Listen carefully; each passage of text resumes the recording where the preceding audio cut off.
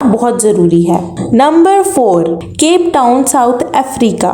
Cape Town एक बहुत ही amazing जगह है जहां बहुत से लोग छुट्टियां गुजारना पसंद करते हैं। अगर आप यहां विजिट करते हैं तो आपको बहुत एहतियात करना पड़ेगी क्योंकि यहां पानी की सूरत हाल बहुत ख़राब है।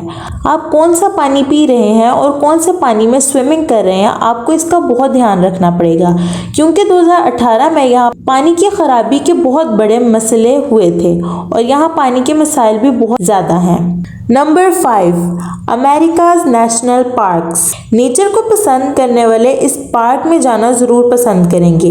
ये पार्क बहुत खूबसूरत है लेकिन साथ ही साथ बहुत डेंजरस भी है। लाखों लोग यहाँ हर साल सफ़र करते हैं और इनमें से कुछ अपनी जान से हाथ भी धो बैठते हैं। ये खूबसूरत नेचुरल पार्क दरअसल खतरनाक रीछों का बसेरा है। इसके अलावा यहाँ सैलाब आने का भी खतरा रहता है। इसके कुछ हिस्से ज़्यादा डेंजरस है जहाँ सिर्फ एक्सपीरियंस्ड हाइकर्स को ही जाने की इजाज़त